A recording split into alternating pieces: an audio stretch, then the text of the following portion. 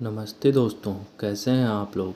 तो दोस्तों, आज हम पढ़ने वाले हैं वेताल की कॉमिक्स नरभक्षी वृक्ष। एक छोटा सा वायुयान जंगल में गिर पड़ा। एड़ी टूट गई। कहाँ हूँ यह पता नहीं, जीवित हूँ यही क्या कम है। यह मार्ग कहीं तो जाता ही होगा, चाहे इस पर पशु ही विचरते हों। कोई है? केवल मैं हूँ। मेरे पास मत आओ। दुर्घटना के कई सप्ताह बाद विमान चालक रमेश आदिवासियों को मिला। मेरे पास मत आओ, उसके पास मत ले जाओ मुझे। दूर रहो, तुम मुझे वहीं ले जाओगे। बीमार है, इसे तुरंत नगर के अस्पताल ले चलें। कहो डॉक्टर, तुम्हारा रोगी रमेश अब कैसा है। शरीर से तो ठीक है, किंतु क्षतिपात में बड़बड़ा रहा है।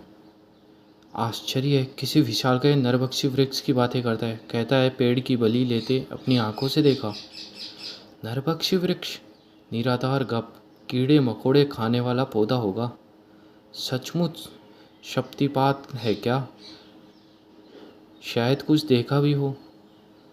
गप नहीं, बीमार भी नहीं। मुझे मालूम है उसकी बात। मसाऊ का वृक्ष देवता। डॉक्टर, मैं रमेश से मिल सकता हूँ? मोहन, तुम नरभक्षी वृक्ष की बकवास को क्या सच मान बैठे? रमेश जाग गया है और शांत है। उसे विश्राम की ज़रूरत है, फिर भी कुछ देर मिल सकते हो। कहते हैं तुमने कुछ देखा था। ओह, उसकी बात न करना ही ठीक है। अब तो मूर्खता लगती है, मैं कदाचित बहक ही रहा हूँ। मुझे बताने में कोई आपत्ति नहीं तुम्हें? मेरा विमान जंगल में गिरा, मेरी एड़ी टूट गई, मैंने उस पर खपची बांध दी। बिल्कुल अनजाना स्थान था, मैंने ढोलों की आवाज़ सुनी, प्रकाश देखा, मैं झाड़ियों में छिप गया। देखा कुछ आदिवासी नाच रहे हैं, मसाऊ लगते थे। फिर मैंने देखा, मेरा भ्रम ही हो।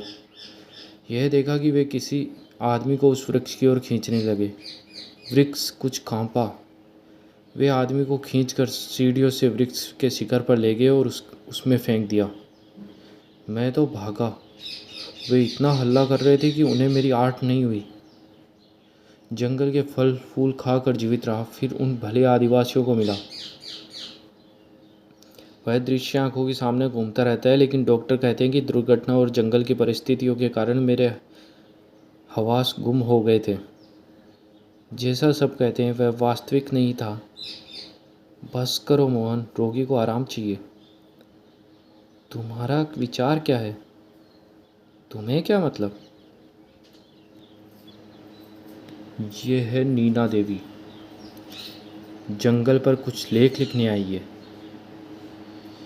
यह उम्र क्या लेख लिखने के लिए है कुमारी नीना?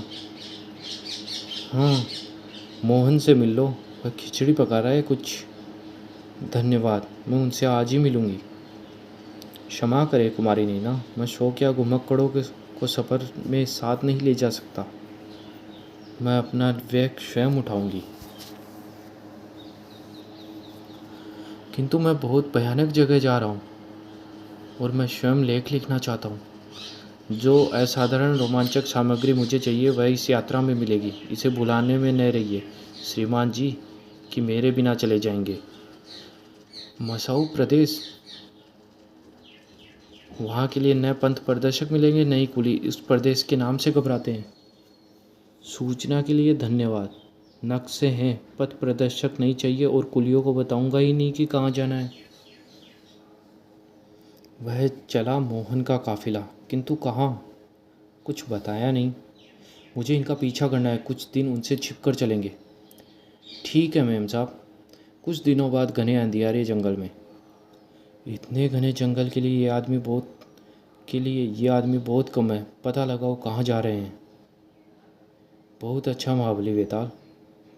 कौन है वह आदमी? पता नहीं, यहीं के लोगों कबीलों का होगा। उससे पूछता हूँ। मुझे वेताल ने भेजा है, पूछा है आप कहाँ जाएंगे। मसाऊ प्रदेश के निकट आ गए हैं आप? परंतु जहाँ हमें मालूम है, परंतु जाना कहाँ है यह नहीं मालूम। उत्तर में जा रहे हैं, किंतु गंतव्य स्थान नहीं जानते। पीछा करो और मुझे सूचना दो। मैं इससे आगे नहीं जाऊंगा देवी जी। बहुत बहुत धन्यवाद। अब काफिले में सम्मिलित होना ठीक भी होगा। मोहन साहब, क्या खूब भेंट हुई है। मोहन, कोई खजाना ढूंढ रहे हो तो मुझे उससे भी कोई मतलब नहीं, मुझे तो लेख लिखने हैं। तुम मानी नहीं।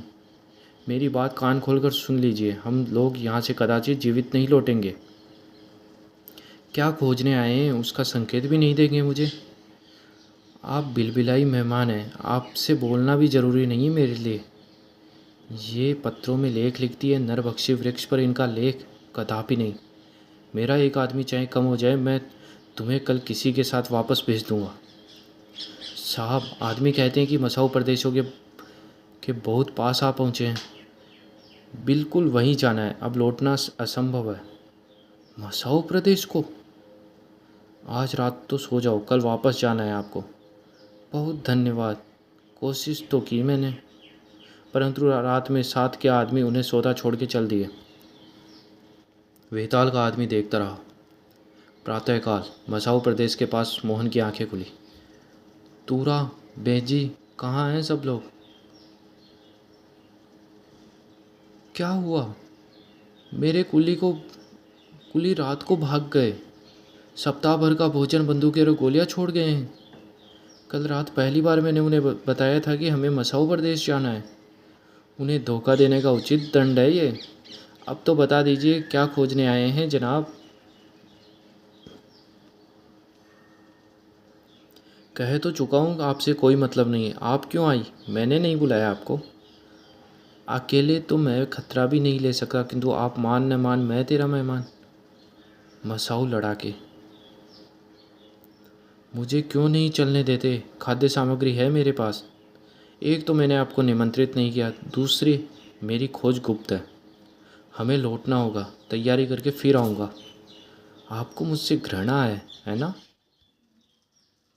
मेरा आपसे और आपकी पत्रिका से कोई संबंध नहीं कुमारी नीना। चलो चले। अच्छी बात। बेताल के आदमी ने संदेश भेजा। मोहन के कुली भाग गए। महाबली बेताल, तुम लोग मोहन के काफिले से भाग आए हो ना? उसने हमें कल रात तक नहीं बताया कि वह हमें मसाऊ प्रदेश ले जा रहा था। हम लोग हरगिज ना आते। मोहन मसाऊ प्रदेश क्यों जा रहा है? उसने बताया नहीं, किंतु नरभक्षी वृक्ष देवता की भयानक जगह है वह। मोहन बुरी तरह फंस गया है। मसाऊ मसाऊ लड़ाके, शाबाश नीना। और ताक के, सच्ची कहती थी कि पक्की निशानेबाज है।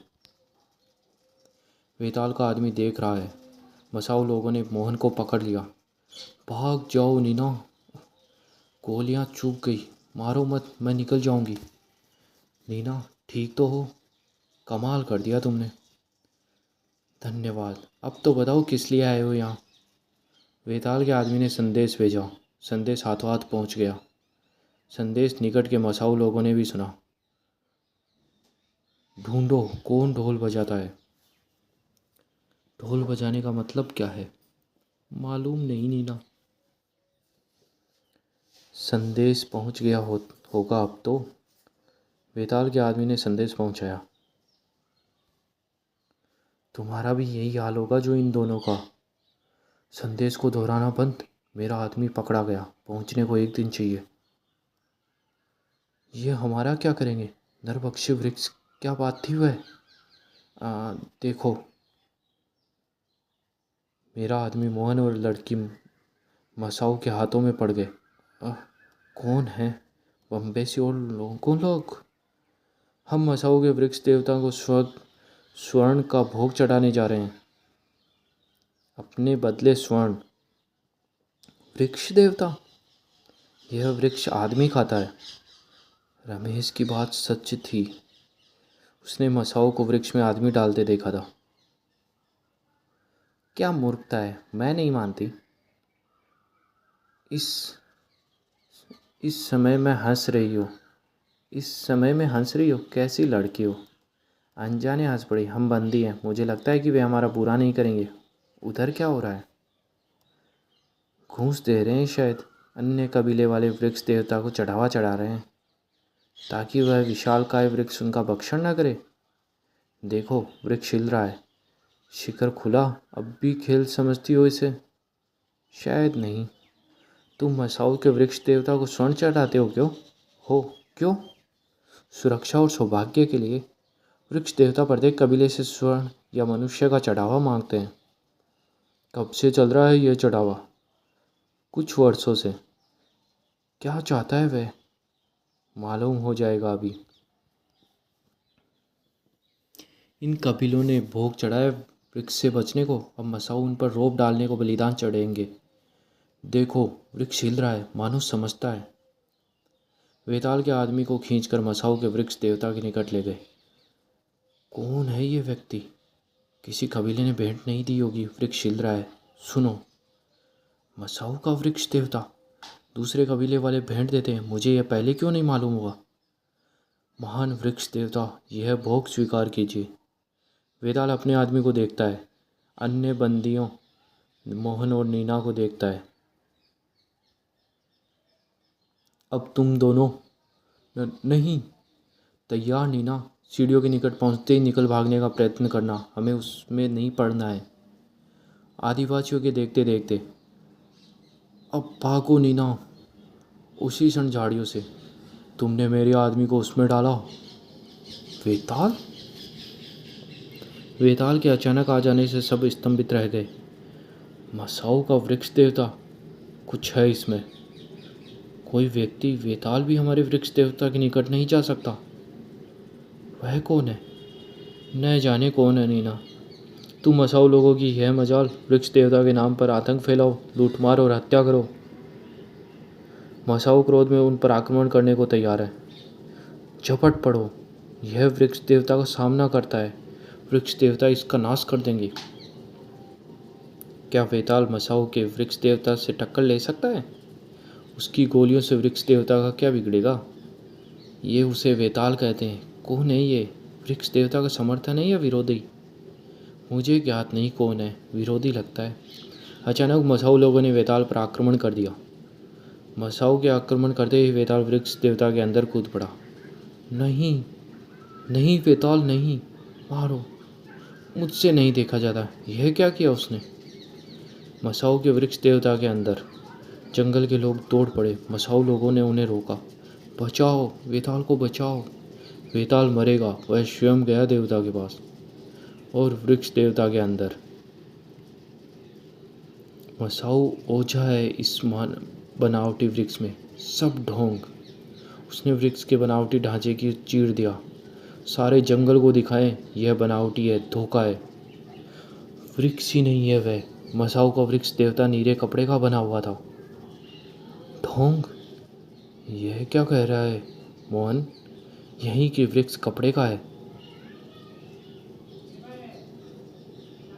जंगल के लोगों, इन बनावटी पेड़ों को देखो। अंदर से मसाऊ ओझा इसे हिलाते थे, जिससे यह वास्तविक प्रतीत होता है।